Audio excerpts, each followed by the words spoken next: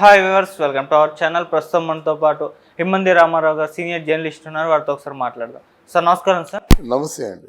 Sir విడుదల రజనీ గారు మనకు తెలుసు వైసీపీ పార్టీ నుండి ఎమ్మెల్యేగా గెలిచారు. అయితే ఇప్పుడు ఆమె వైసీపీ పార్టీని వీడి వేరే పార్టీలోకి జంప్ అన్న వార్తలు స్టార్టింగ్ నుంచి కూడా వస్తున్నాయి. బీజేపీలోకి జంప్ అయిపోతారని చెప్పేసి వార్తలు వచ్చాయి. అయితే ఇప్పుడు ప్రజెంట్ లేటెస్ట్ ఏంటంటే ఆమె జనసేనలోకి రాబోతుంది అన్న వార్తలు అయితే వినిపిస్తున్నాయి. సార్ మరి వార్తలు నిజమెంతుంది? జనసేనలోకి వచ్చినా మరి జనసేన వాళ్ళు తీసుకుంటారా? అసలు జనసేనలోకి రావాలని ఎందుకు ఆలోచిస్తున్నారు సార్? అక్కడ ఫస్ట్ విడుదల రజని జగన్మోహన్ రెడ్డి గారి పరిపాలనలో ప్రధాన పాత్ర వహించింది. అక్కడి నుంచి తీసుకుంటే సజ్జల రామకృష్ణారెడ్డి తర్వాత అంతటి సన్నిహిత సంబంధాలు ఉండేవి విడుదల రజనితో.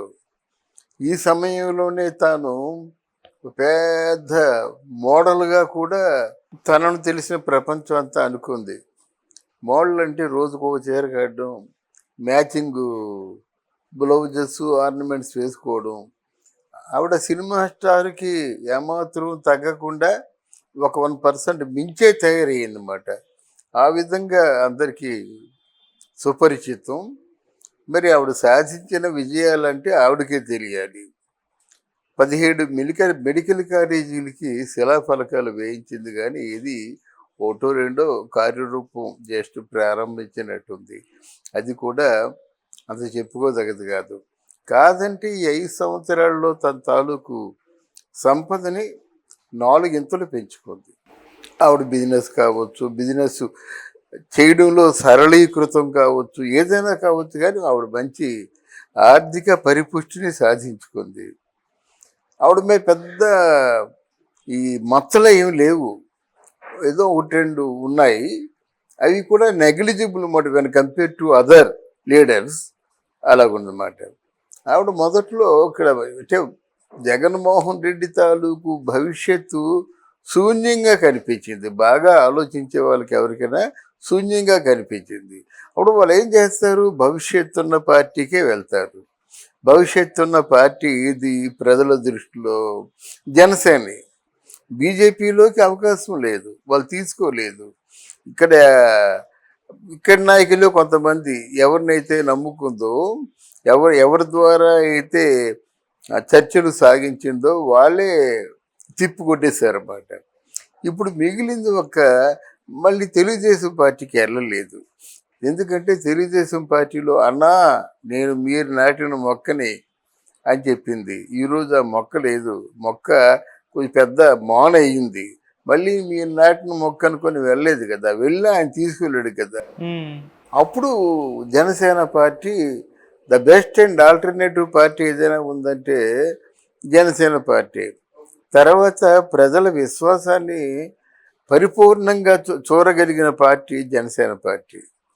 జనసేన పార్టీలో ఉన్న అధినాయకుడు పవన్ కళ్యాణ్ రేపు ఏదో అద్భుతం చేస్తాడని అందరూ నమ్ముతారు. కానీ ఇంకొక నాయకుడు చంద్రబాబు నాయుడు, ఆయన ఎప్పుడు ఒకలా ఉండడు, ఎప్పుడు ఎలా ఉంటాడో తెలీదు, ఎప్పుడు ఏ శిక్ష చేస్తాడో తెలీదు, ఎప్పుడు సైట్ చేస్తాడో తెలీదు. ఆయన రాజకీయ చతురుడు, పెద్ద వాళ్ళనే ఆటలాడించాడు. వీళ్ళ మాత్రం ఆయన తాలూకు రాజకీయ చతురతకి వీళ్ళేమి తట్టుకోలేరు. అందుకు పవన్ కళ్యాణ్ అలా కాదు, ఆయన దగ్గర సిన్సియర్గా ఉంటే సరిపోతుంది. అదేదో సిన్సియర్గా ఉందాం. గవర్నమెంట్లో ఉండడం వల్ల వాళ్ళ ఆస్తులను కాపాడుకోగలుగుతారు. ముందు పేరు ప్రఖ్యాతులు, డబ్బు మాట ఎలాగున్నా సంపాదించిన సంపదని వాళ్ళు కాపాడుకోగలుగుతారు. మనకి ఎగ్జాంపుల్ తెలంగాణలో మనకి కళ్ళ ముందే చూస్తున్నాం. మల్లారెడ్డి ప్రాపర్టీస్ ఎన్ని వేల కోట్లు ఎంత సునాయాసంగా పోయింది. మళ్ళీ అంత సంపాదించగలడా? ప్రభుత్వంతో వ్యతిరేకంగా ఉంటే వాళ్ళు ఏ నిర్ణయం తీసుకోవచ్చు. ఆ నిర్ణయం అసనిపాతం అంటే పిడుగుపాటు కావచ్చు, కానీ ఆ ప్రభుత్వంతో ఉంటే పర్వాలేదు, లేకపోతే ఇది జరుగుతుంది.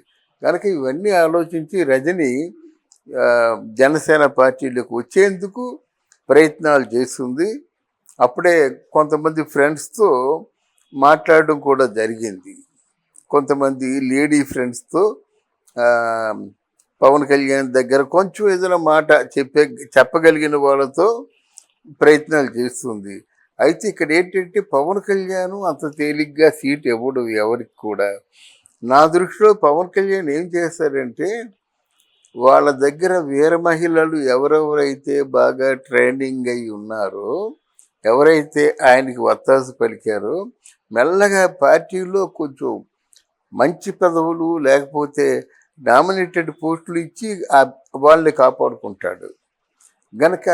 మరి చూద్దాం ఎలా ఉంటుందో. మరి రజనీ గారికి ఏమైనా అవకాశం ఉంటుందా లేకపోతే మిగిలిపోతుందా అంటే మళ్ళీ వైసీపీలోకి మాత్రం వెళ్ళదలుచుకోలేదు.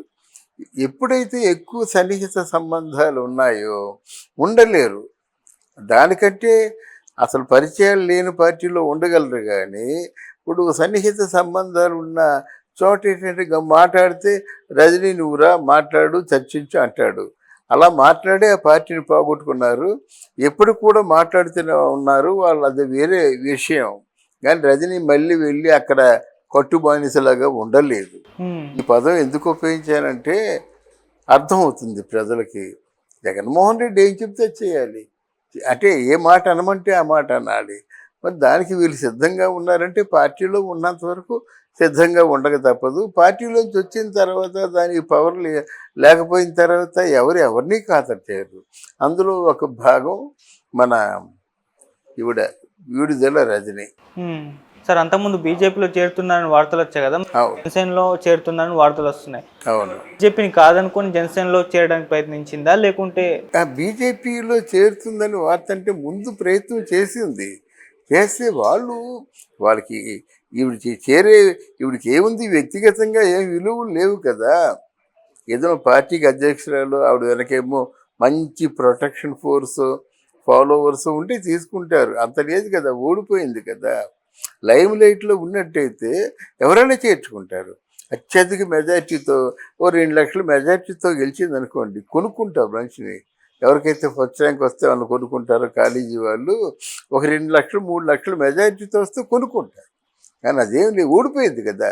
ఓడిపోయింది కేవలం వ్యక్తిగతమైన పరిచయాలు బట్టి, సన్నిహిత సంబంధాలు బట్టి, లేకపోతే సిఫారసు చేసిన వాడికి ఉన్నటువంటి హోల్డ్ని బట్టి ఇన్ని చూస్తారన్నమాట. ఎవరైనా అన్నీ చూస్తారు. ఏంటి పొద్దున్న ఏమవుద్ది, మనకి ఎంతవరకు ఉపయోగపడుతుంది, ఆవిడ్ని ఎవరు సిఫారసు చేశారు, ఆ సిఫారసు చేసిన వాడికి ఒకవేళ మనం కాదంటే వాడు ఎలా తిరగబడతాడు, ఇవన్నీ ఆలోచించే కదా తీసుకుంటారు గనక. ఓకే సార్, టీడీపీలోకి అంటే ఎందుకు అసలు టీడీపీ వాళ్ళు ఎవరిని కూడా తీసుకోవట్లేదు, మన వైసీపీ నుంచి వచ్చే వాళ్ళన్న వార్తలు కూడా వినిపిస్తున్నాయి సార్. అందుకోసమే బీజేపీ జనసేనలోకి ప్రయత్నాలు చేస్తున్నారు అంటున్నారు. అంటే టీడీపీ తీసుకోలేదంటే ఆటోమేటిక్గా వైసీపీ కూడా తీసుకోవద్దండి. వాళ్ళిద్దరి మధ్య ఏదో కొంత చాలా ఛాలెంజ్లు ఉన్నాయి. వీళ్ళు తీసుకొని ఇక్కడ పెట్టండి, పక్కకి పెట్టండి. వాళ్ళు చేసిన ప్రామిసులకి అవి నెరవేర్చుకోవాలంటే వాళ్ళ తలకాయలు పగిలిపోతాయి అన్నమాట. అలాంటి ప్రామిసులు చేశారు. ఈ పార్టీని పుషప్ చేసుకోవడం, స్ట్రెంథెన్ చేయడం, ఇప్పట్లో దాని మీద దృష్టి ఉండకూడదు. అసలు మనం ప్రామిస్ చేసాం, ఏం చేస్తున్నాం అనేదే మనకు కావాలి. ఓకే, అంతేగాని మిగతా విషయం మీద దృష్టి పెట్టడం కరెక్ట్ కాదు. Okay, thank you so much. Thank you అమ్మా.